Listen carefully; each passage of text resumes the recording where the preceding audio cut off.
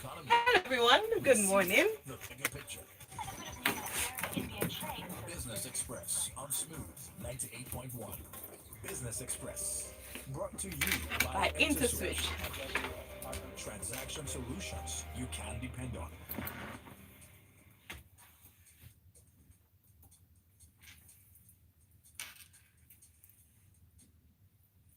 Smooth 98.1. Love music, love life. I'm Ayo Mairo Essay. It is time for Business Express 981. Check your time. It's 6:31 a.m. 11th November 2020. With me is Rotus. Good morning, Rotus. Good morning, Ayo, and good morning to everybody out there. Hope X. everybody's good. We're doing good. Let me speak on behalf of everybody. All right. So if you'd like to join the conversation this morning, kindly do so using our WhatsApp platform 0809 444 0981. On Twitter, we're already live, so go on to Twitter, Smooth981FM, use the hashtag Business Express 981. And of course on YouTube, our YouTube family, we're on there. Search for Smooth 981 FM Lagos, and you will be able to watch us live. Indeed, indeed, indeed. So it's not Tech Friday, but this news that broke yesterday is from the technology ecosystem. It's about Kuda Bank. They're a digital financial services company. They're a startup created by two Nigerians, Babs Ogundeyi and Musti Mustafa, who is the chief technology officer. But they're co-founders. Ogundeyi is the CEO, and they raised about $10 million in seed funding. The announcement was made yesterday. It's the biggest seed funding round to come out of Africa so far, and a number of venture capital firms in Europe are the ones that, sorry, Europe and the States are the ones that put the funds together. I think Target Global is the name of the venture capital firm that's going to be primarily holding onto the funds, and then I think it's going to be disbursed as different metrics are met. They're licensed by the CBN. They've been looking at financial inclusion being one of their main targets that they focus on, and it's pretty huge. I mean, when you think about the Paystack news, with Paystack being acquired by Stripe, San Francisco company in the United States, for about $200 million, and then now you've got this really huge funding raise. I mean, prior to this, I think they had raised about $1.6 million. So it's a big jump, showing the belief that these venture capital firms have put in them. And it's just, before we start complaining about other stuff, at least to put the good news out there, this is the way out for Nigerians. I mean, this is it. I mean, this is something that was, it's almost magic. I mean, they created something from nothing, right? And it's a service that they're putting forth, trying to capitalize on population. I think it's more than a Pan-African vision, but they've this is the dream, right? You want to create something that meets a particular objective. Yeah. In this case, financial services. I mean, we know that the central bank has a 95% financial inclusion target. We're at 60 something odd percent, maybe 57, 58, close to 60%. So there's still a lot of people there. So, this is huge. And I mean, again, we have another major headline coming out of Nigeria in the technology space. I've made space of about a month. Yeah, less than a month, a month. And I've repeatedly said this, that technology is my faith, right? I mean, this is a medium through which things are able to happen. I mean, shout out to InterSwitch and companies like that are trying to put things together based using financial services. But this is how you bridge the gap, bring people into the fold, allow them to make payments, transact, and so on and so forth. So it's massive. It's massive news. It's good news for them. And what this does, again, the Paystack news, for any developer or any Nigerian CEO that is in CC Hub or wherever in the States and is trying to put together something that is going to provide services in the digital space, they now get more attention. They're now taken more seriously. So, man, I was just like, wow, this is incredible. Yes, because yesterday Twitter just blew up with the news about this yesterday, and so, again, if you're out there, just code, for you parents out there, get your So it's kids no more.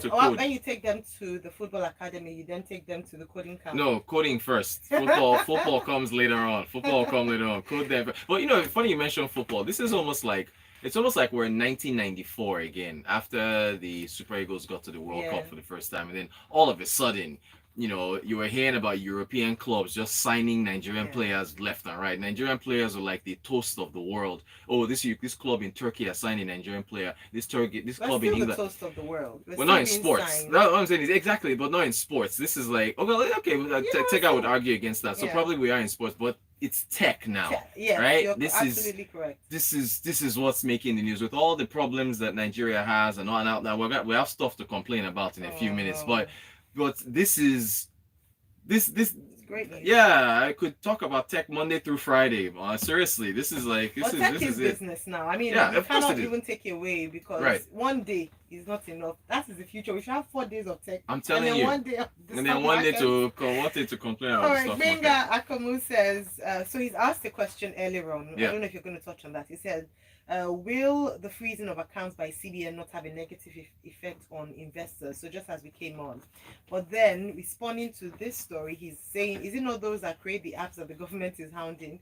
And then he says, millions of jobs can be created by tech, but how conducive is the environment? And tech is succeeding despite government, not because of, actually, Rotis, before you move on to the next story, would you say that the government has provided an enabling environment for tech to thrive in Nigeria? Well, again, see, they're doing the best they can. Enabling business environment. Right. So does that also cover tech, or is tech? Of course it does. I mean, you need internet, you need good, solid internet, you need the bandwidth, you need fast internet, we've got the issues of right of way and how much it costs for companies to be able to lay their fiber optic cables and then provide us with the service we need. So it's all down to the web, because these guys, you think of what InterSwitch does, you think of what this company does, it's all online, so that has to be there. So I mean, where do you get fast internet in Nigeria outside of your Lagos and your Abuja? So that still needs to be proliferated across the country. But look, again, these venture capital firms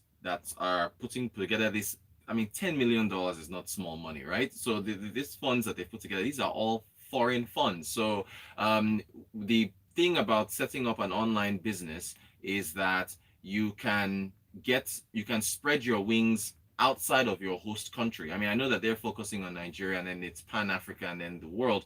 But primarily, if your host country is not very business friendly, then you don't have this. There's no means by which your customer base has to be there. That's the beauty of tech. Tech takes you beyond boundaries. On the central bank freezing accounts, that's still linked to that whole NSARS, the NSARS movement and everything that's come out of that. It's unfortunate. In fact, there's even another, since we can start complaining now. No, we're not complaining. I mean, but presenting the facts, but again, it's just you get tired of the negative news. And the Corporate Affairs Commission, I think they said they're oh yes. I remember I was asking you for EIEI. Enough is enough. And I don't want to get into. But they're giving a reason why. They said it's because EIE was registered. Well, what they said their business would be is different from what they're actually doing. It would be good to hear from them. So what? The merit to that. So what? If I start a business and I'm doing one thing, I can pivot into doing something else. It's because they've been. This is freshly pressed material, but it's because it's the Corporate Affairs Commission and they're in charge of registering businesses. And the Buhari administration recently came up. By the way, take advantage of it. I announced it on this show. The Buhari administration is registering. What was the number? 20,000 businesses for free, so you don't have to pay the registration fee. So go to the Corporate Affairs Commission site and quickly register your business. Register your tech business. Escape. For all those listeners out there, if you want to escape, code, create something, let a foreign firm drop some heavy dollars on your head and escape, and just you go out there and create something for yourself. Please, that is Rotis's view. We are of the view that you should stay back and build your country and Yeah. invest in your what was that? Invest in your nation. Thank you very much. You're still Rotus, bringing don't good be telling positive. them. You're still bringing positive vibes. It's still Nigeria, so Nigeria still gets the branding effect from it. But All right, yeah. so Agano Chuko from AJ says education is simply the way out of poverty. Government should focus more on education. Indeed. All right, and then Yinka says, Ayo, they claim they have made the space conducive for tech to thrive because they created a special license for tech businesses, and that is what the likes of Paystack tapped into to blow. And Rotus, be careful so your name does not come out on the next list. I'm telling you, Rotus, they'll sue you. And then Rotus, is it wrong to register as a profit organization and run as an NGO?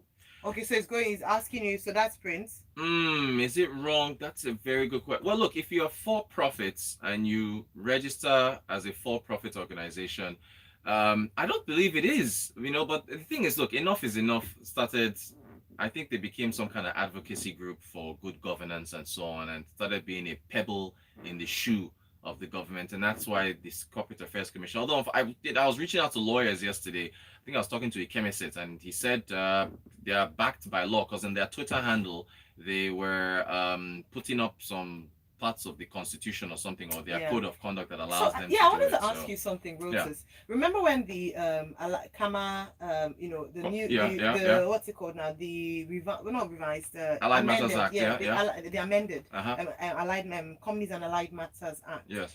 Is this part of that? Is this provision? Because remember there was a concern as to CAC having a lot of power, right, to to make decisions, right. such as, is this part of this? Or I believe it is, because again, this is all governed. There are a set of rules and regulations that govern this. But look, you can register your business to do whatever it is you want, and things change, right? Or if things change and you have to pivot. Again, the reason why they did this and they are taking away their name is because they claim that you started doing this and then you went to go do that. Who says the business can change? Anyway. Well, Ladele Johnson says he believes a company that's venturing into a new line of business, it's best to update the registration of the business.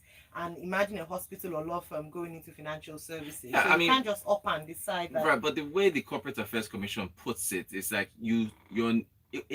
what enough is enough. I think they said they were supposed to be selling sporting goods or something to that effect, and all of a sudden now you're into advocacy. It's again, there should be fluidity that allows a business to simply pivot from one line to another. Now, what's the bracket though, Rotus? To be fair, selling merchandise and advocacy, they're two different. Yeah, but then it's just a name lines. Now. It's if you start Ayo ice cream, and you go from Ayo ice cream and you're now selling sneakers. Okay, well, you've changed. You're not misleading the public. Okay, so why didn't they allow them to change their name? They've revoked it now, and they're essentially just revoking their right to be in business simply because they move. It's very political. Their right to be in business, number one. Number two, does it affect their trustees? So sometimes with the CAC you can be barred from holding trusteeship with any other not-for-profit when you've gone against.